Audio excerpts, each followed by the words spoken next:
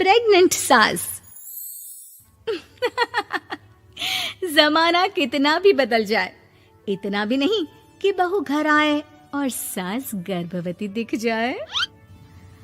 देखो मीरा, माँ का पूरा ख्याल रखना है, उनसे अब काम नहीं होता है। क्यों, क्या हो गया है? तुम्हारी माँ तो हट्टी कट्टी दिख रही है, पूरी शादी में घोड़ी की तरह नाची है, अब क्यों काम नहीं होता उनसे? वो माँ प्रेग्नेंट है ना, बच्चा होने वाला है। मैं कभी भी भाई बन जाऊंगा इस साल के अंत तक। क्या बोल रहे हो? वो सर पर हाथ रखकर बैठ जाती है। यार, पहले क्यों नहीं बताया? कैसा मजाक है ये? झूठ बोल रहे हो ना? हाँ, झूठ बोल रहे हो ना? तभी ससुर की आवाज आती है। बहू, पानी गरम कर दे, तेरी सास को दवाई देनी है। समय पर दवाई ना दी तो परेशानी हो जाएगी। और हाँ, जरा काजू पीस कर दूध में मिलाकर ले आना। तेरी सास खुद से तो अपनी संभाल करेगी नहीं। हे भगवान, ये मैं क्या सुन रही हूँ? ये ससुर जी को क्या हो गया है? मैं क्या सोच कर आई थी? हाय रे, मैं तो किसी को मुंह भी नहीं दिखा पाऊंगी। अब ये रोना धोना बाद में करना, पहले गर्म पानी कर दो, माँ को दवाई देनी होगी। और हाँ, रात को माँ के पैरों में तेल लगा देना। बहू को गुस्सा आ जाता है, वो बड़बड़ करती किचन में जाती है जहाँ उसका ससुर खड़ा होता है। एक बड़ी जिम्मेदारी है हम सबके सर ऊपर। इस उम्र में माँ बनना खतरे से खाली नहीं होता। हाँ हाँ पता है, तो क्यों बन गई माँ? अरे खतरे से कम नहीं है तो क्या जरूरत थी लल्ला पैदा करने की?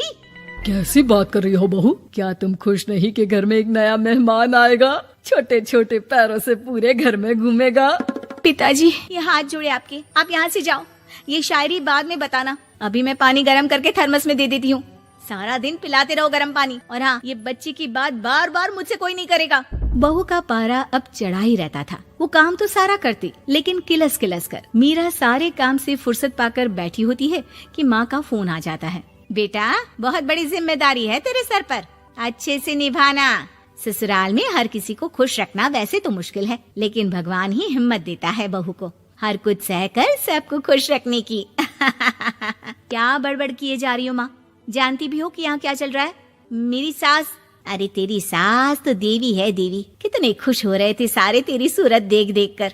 पता नहीं जैसे बहू नहीं कोई मन मांगी मुराद मिल गई हो उन लोगों को। अरे बात तो पूरी सुनो। मन मांगी मुराद तो पूरी हुई है।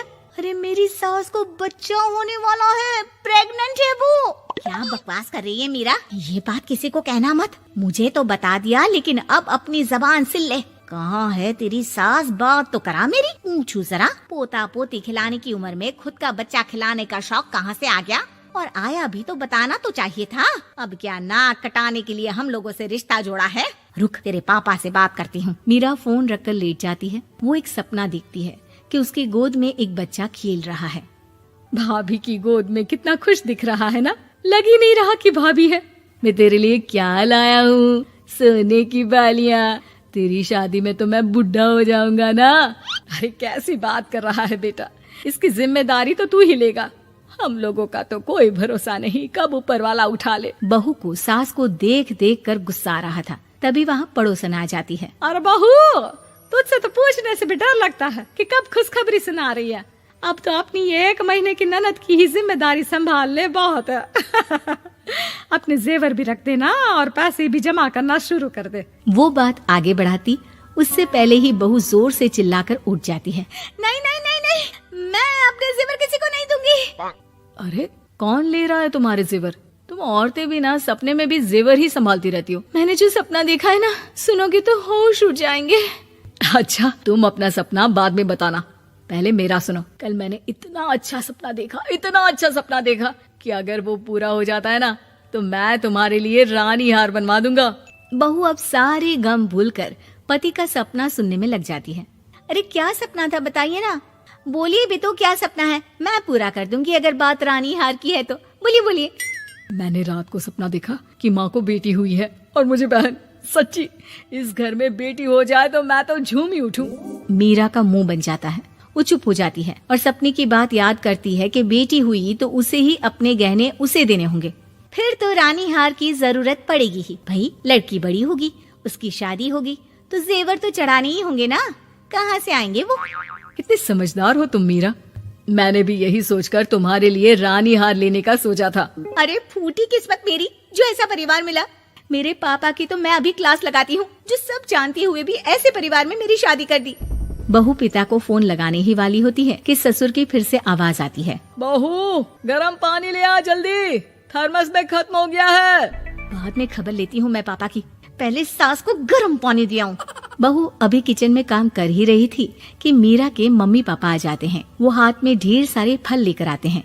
मीरा के पिता मीरा के ससुर से कहते हैं, लीजिए भाई साहब, ये फल रखिए, बहन जी को खिला दीजिएगा। वैसे कैसी है उनकी तबीयत? बस पता तो है आपको, ऐसे वक्त में जो होता है बस वही सब। मुझे तो सुनकर बहुत गुस्सा आया था, लेकिन चलिए, भाग्य में जो है लिखा उसे कौन टाल सकता है। डॉक्टर को दिखाए?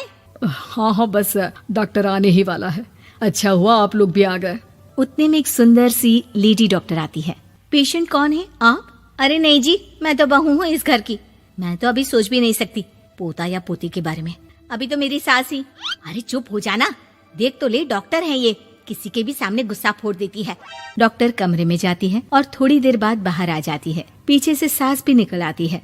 हे भगवान, इतना दुख तो किसी को भी ना दे जितना मुझे दिया है। देखिए बहन जी, आप लोगों को तो ये सोचना भी नहीं चाहिए था। वही तो मैं भी कह रही थी कि आप लोगों के लिए तो सोचना भी गुनाह है, लेकिन अब पछताए होत क्या जब चिड़िया चुग गई खेत। डॉक्टर वहाँ से चली जाती है। मैं माँ नहीं बन सकती, मैं प्रेग्नेंट भी नहीं हूँ। ये कैसे? तुम तो बोल रही थी कि अरे वो गैस का दर्द था और पेट भी गैस से फूल रहा था। डॉक्टर ने चूर्ण दे दिया है, गर्म पानी से फांकना है। मैं अभी लाती हूँ गर्म पानी। अरे मैं तो गीजर ही लगा देती हूँ। हाय रे, खुशी के मारे पागल ना हो जाओ।